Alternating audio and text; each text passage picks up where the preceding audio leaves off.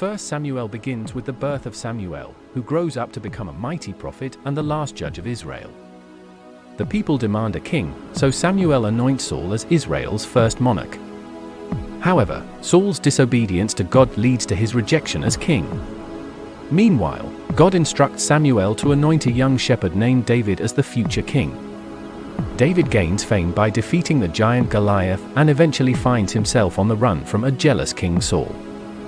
2 Samuel picks up with David becoming king after Saul's death. David captures Jerusalem and brings the Ark of the Covenant to the city, establishing it as Israel's capital. God promises David an everlasting dynasty, but David's reign is marked by triumph and turmoil. He commits adultery with Bathsheba and arranges the death of her husband, Uriah. The prophet Nathan confronts David, leading to his repentance.